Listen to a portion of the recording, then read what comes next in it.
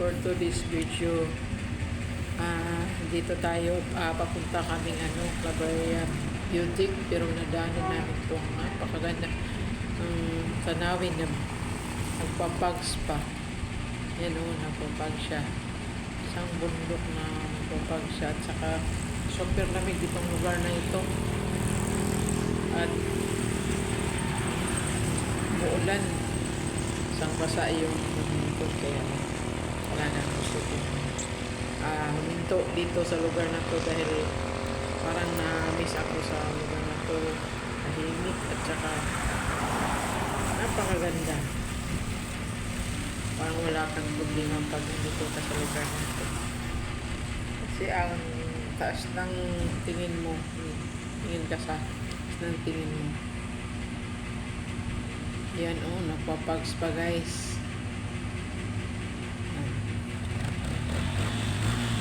Pags ng lugar na ito. At super lamig. Talagang nanginginig kami sa lamig. Pa umuulan-ulan. Yun. Talagang ang lugar na ito napapag siya. Yan. At ngayon nakarating na tayo sa Budik. Bibidyo lang tayo ng kaunti. Bibidyo lang tayo ng kaunti sa Budik kasi maganda dito. Parang pangatlong punta ko na yata rito, kaya lang ngayon lang ako nakaka-interest na mag-vlog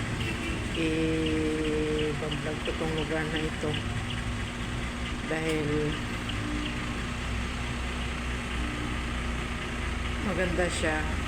Lang isi-share ko sa inyo ang kagandahan ng Claveria Beauty sa Amis Oriental. So ito siya guys. Ito yung pinaka-view dito. Kung sinong hindi pa nakapunta dito sa Beauty, ito yun siya.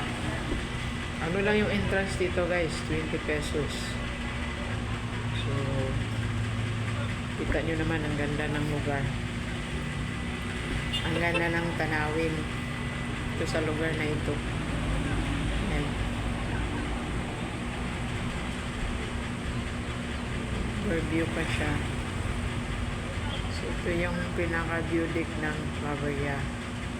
So yung delicacies nila nito is mais na nilagang mais, saka yung kinidkid na mais. Alam niyo ba yun, yung nakalimutan ko baga. Ayan. Ang pinakasentro nila dito ay ang mais, kasi napakalawak ng mais dito sa Claveria. Napakalawak ng tanim na mais dito, kaya ito yung pinakasentro nila, mais. Nilagyan talaga nila ng statue ng mais. Ito. Ayan guys, maraming tao nagpupunta, maraming siya, kahit maulan. Pumasyal talaga sila kasi ang ganda ng place na ito. Overlooking yung lugar na to pag nakapunta ka. Kaya dinadayo siya ng iba't ibang, dinadayo siya ng mga turista. At saka mura lang din naman yung entrance, 20 pesos. What is 20 pesos? Malayo na ang overlooking siya yung ganda. So napakaraming tingnan mo yung mga tao. Daming tao talaga kahit na maulan, dami. Yung statue ng mais diba? So mais yung pinakasentro nila dito. Ang napakaganda ng lugar. Yan, daming bulaklak, kapalibot, ganda. Hindi halata na ang iyong lingkod ay mahilig sa bulaklak.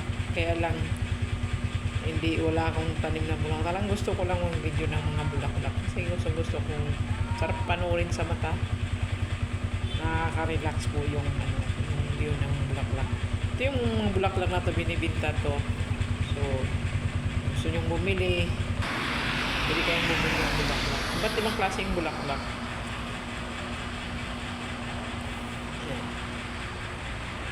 Ibang klaseng bulaklak na binibinta nila. Talagang na nila. So ito sa tabi ng kalsada, na daanan lang namin ito.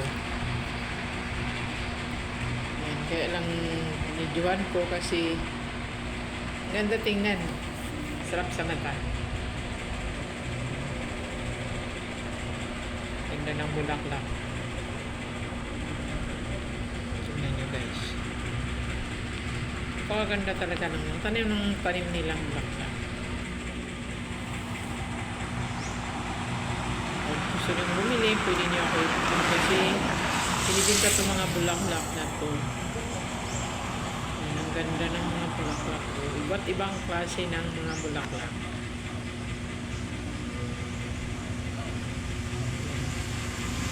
Kahit nabasa kami sa ulan, sulit naman yung ano namin, yung adventure namin.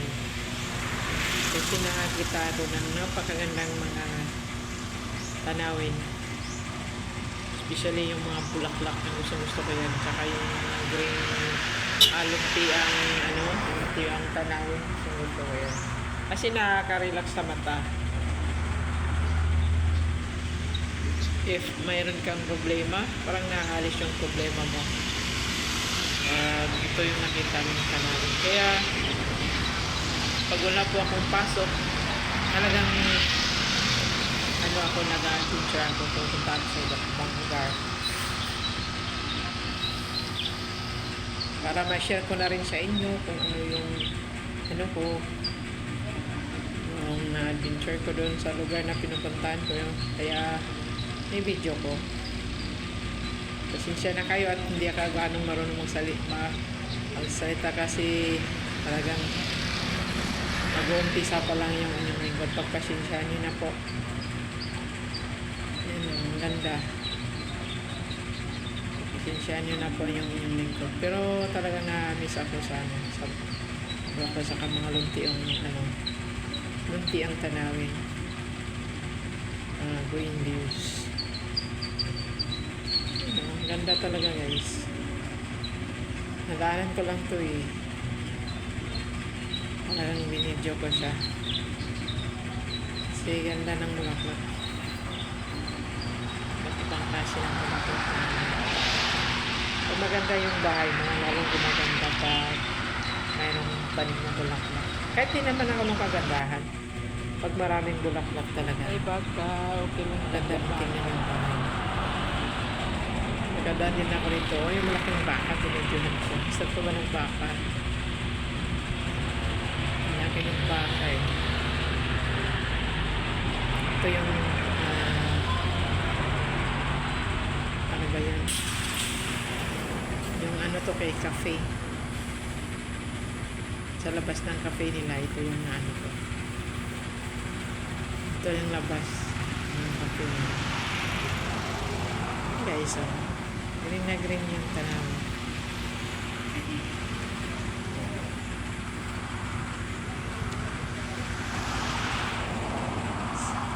Sa mata. Ayun guys, yan ang video ko guys. Please like and subscribe my channel, Rosebel Bernales Vlog. Click the notification bell para lagi kayong updated sa aking video guys. Don't forget, Rosebel Bernales Vlog. Thank you so much guys for watching my video. Thank you so much. Bye bye. God bless.